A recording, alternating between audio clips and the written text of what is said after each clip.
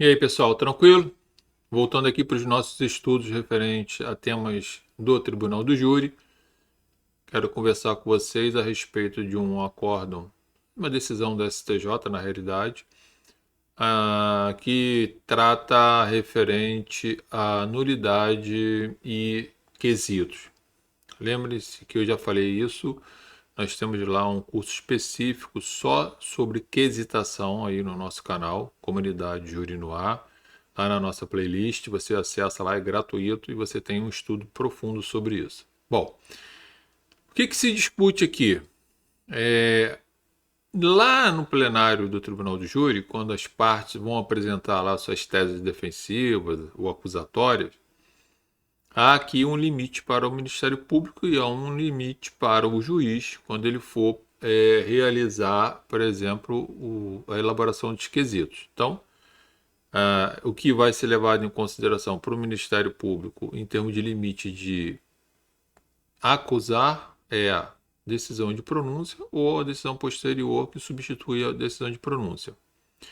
Para a defesa não tem limite em razão do princípio da plenitude de defesa. E o juiz, quando ele for elaborar os quesitos, né, referente às perguntas para os jurados, para tentar alcançar um veredito final, seja de absolvição ou condenação, o, o juiz está né, ligado ali, limitado ali à decisão de pronúncia ou a posterior, ao interrogatório do réu e aos debates, ok?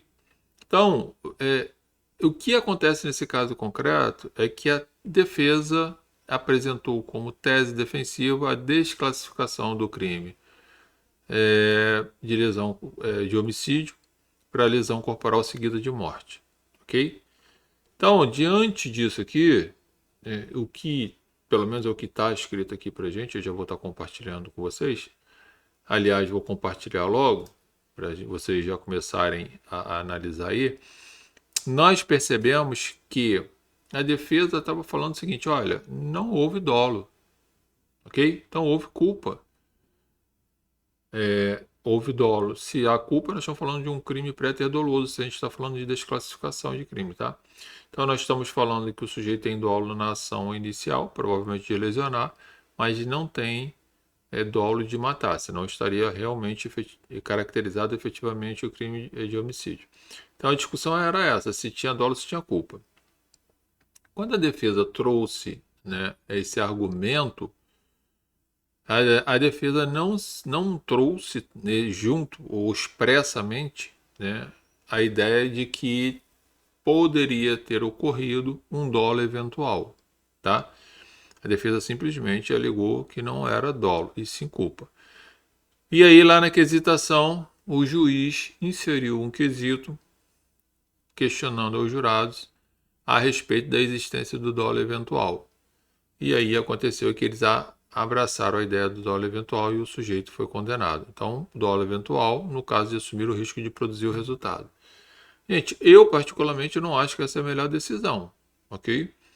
Porque se o Ministério Público, na sua sustentação oral, assumiu diretamente a ideia de dolo direto, ou seja, com vontade de matar desde o início ao fim, nós não estamos falando de dolo eventual, e sim dolo direto. E a defesa traz a ideia de que não era dolo e era culpa, em momento algum a defesa inseriu nesse intervalo o dolo eventual. Certo é que o juiz inseriu isso lá no quesito, a defesa ficou inconformada, veio recorrendo, bateu agora no STJ e a gente vai ver aqui, vou ler para vocês, que o próprio STJ tá, manteve a decisão de condenação do sujeito porque os jurados reconheceram o dolo eventual. Eu acho que não é a melhor decisão, né? Exatamente porque me parece que o juiz estaria, e me parece não, no meu entendimento, interferiu diretamente no resultado quando suscita, via quesito, a ideia de dolo eventual quando não foi suscitado nem pela MP e muito menos pela defesa. A MP, dolo direto, defesa, culpa. Então, onde ingressa esse dolo eventual? Em lugar nenhum, não foi apresentado no plenário, mas o tribunal fala que em razão, pelo menos esse aqui é o fundamento que a gente vai ver, em razão da defesa ter trazido a ideia de culpa, né, inclusive, a gente vai ver no final, avoca o artigo 565, dizendo que essa nulidade não pode ser reconhecida conforme requer a defesa, em razão da inserção de um quesito que não foi apresentado nos argumentos das partes, ou seja, dolo eventual nem pela acusação e nem pela defesa, não poderia o juiz inserir. Mas o tribunal fala que a defesa concorreu para essa nulidade quando traz a ideia de culpa, e aí estaria inserindo, via de regra, também a possibilidade do dolo eventual, e o juiz poderia e fez correto. Não acho que é a melhor decisão, mas essa que a gente tem, a gente vai ler. Isso é para vocês refletirem, entenderem que nem sempre, né, vai ser feita justiça. Essa questão de justiça também é muito subjetiva, né, gente? O que pode ser justo para mim pode não ser para você e vice-versa. Mas é uma decisão que é para refletir. Vamos lá. Isso está lá no informativo do STJ 757 de 2022, tá bom? Então vamos lá. Processo.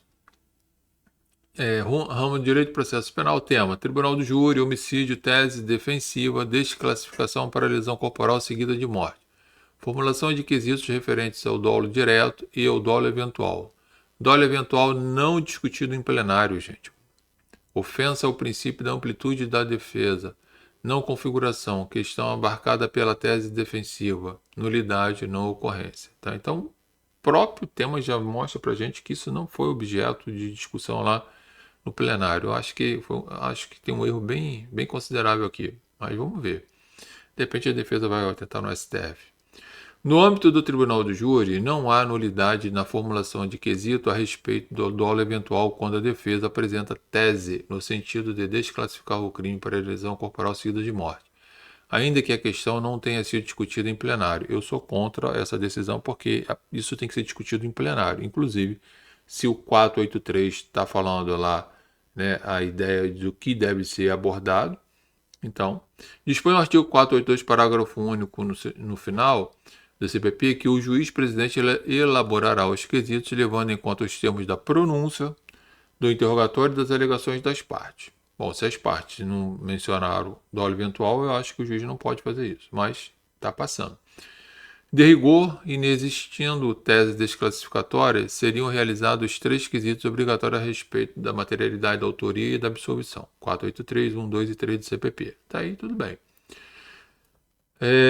No caso concreto, a defesa apresentou a tese desclassificatória, atraindo o disposto no artigo 483, parágrafo 4 do CPP, que dispõe o dever de ser formulado quesito correspondente.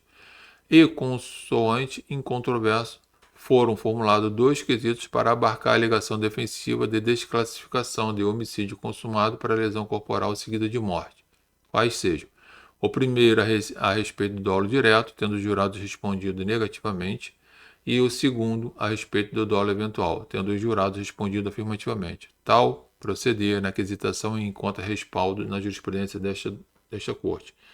Gente, me parece muito complicado que quando os jurados são questionados lá, né, pelo dolo, né, e eles respondem não, talvez os jurados não tenham conhecimento técnico, muito provavelmente não tem esse conhecimento técnico, né, de analisar o dolo eventual, por mais que o juiz tenha ali tentado explicar de alguma forma.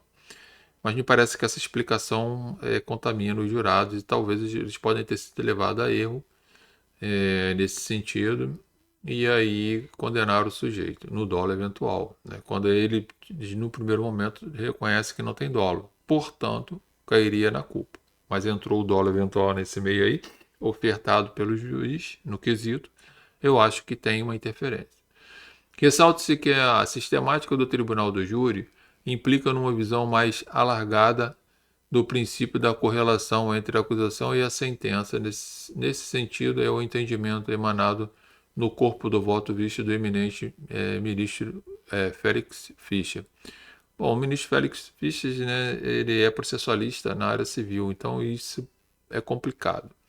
Depende-se de trecho do voto vista citado pelo próprio Código de Processo Penal, permite ao juiz reconhecer o homicídio culposo que não foi objeto de denúncia e pronúncia, razão pela qual seria incongruente vedar aos jurados competentes que são conhecidos do homicídio por dolo eventual. Não concordo mesmo com essa fundamentação aqui, mas vamos lá. O próprio Código de Processo Penal permite ao juiz reconhecer o homicídio culposo que obviamente não foi objeto de denúncia e pronúncia, razão pela qual seria incongruente vedar os jurados competentes que são para reconhecer o homicídio dolo eventual. Para os delitos de homicídio e lesão corporal seguida de morte, há idêntica materialidade, qual seja a morte da vítima. Ainda escoram-se em uma conduta com nexo de causalidade com o resultado morte. Distingue-se na tipificação, portanto, no ânimo da conduta. Haverá lesão corporal seguida de morte se e somente se preenchidos os requisitos, evidenciando que o agente não quis a morte, não atuou com dolo direto de homicídio ou não assumiu o risco de produzir o resultado, não atuou com dolo eventual. Logo, considerando que a defesa foi quem levou ao conhecimento dos jurados a tese desclassificatória do homicídio consumado para lesão corporal seguida de morte e que a apresentação da referida tese de forma completa abarca afastamento da conduta animada pelo dolo eventual, não há que se falar em surpresa ou ofensa ao princípio da amplitude de defesa. Ou seja, se a tese do dolo eventual não for discutida em plenário, eventual nulidade não poderia ter sido invocada pela defesa, pois concorreu para tanto, sendo aplicável o artigo 565 do Código de Processo Penal. Gente, essa é realmente uma decisão que eu não concordo da STJ e imputa ainda a defesa, né, a concorrência, né, pela prática da nulidade quando ela avoca, né, a tese de desclassificação. E aí o juiz vai e insere um quesito referente a dolo eventual. Parece que essa decisão é muito ruim, ainda mais que os jurados reconheceram no primeiro quesito que não havia dolo, e aí depois se insere aí um dolo eventual, um quesito de dolo eventual. Isso pode e provavelmente gerou confusão na cabeça dos jurados que condenaram, talvez até para agradar, ou então ou foram seduzidos, né, lá pela explicação. Eu não estava lá, estou deduzindo, estou questionando, enfim. Estou aqui filosofando, imaginando o que pode ter acontecido para que isso, né, ocorresse essa condenação. Mas me parece que está equivocado porque o próprio acórdão, a própria lei fala que deve ser levado em consideração na quesitação a pronúncia, o interrogatório e o que foi apresentado pelas partes. Se o MP sustentou dolo direto e a defesa sustentou culpa e foi questionado referente à existência do dolo, significa dizer que quando eles falaram que não, porque eles reconheceram a culpa. Quando o juiz insere de ofício o quesito lá do dolo eventual, aí já bagunça a cabeça dos jurados.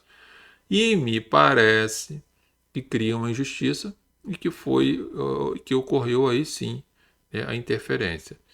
E que infelizmente o STJ, né, ratificou a decisão lá do Tribunal de Justiça competente, e esse recurso provavelmente vai chegar no STF e vamos ver o que vai acontecer lá. Mas para mim não é a melhor decisão, não concordo com essa decisão, mas vocês precisam estar atentos. A justiça ou injustiça ela pode ocorrer para qualquer momento, para qualquer lado, e vocês precisam estar, né, observando o caso concreto, e isso é uma matéria que você precisa conhecer bem, por isso que eu falo lá no curso lá de quesitos, sobre diversas formas, né, do que você precisa ter de conhecimento para não cair no equívoco e, se no caso concreto aconteceu o que está acontecendo aqui, você recorrer até a última instância possível para tentar mudar isso aí, né? Bons estudos para vocês, grande abraço.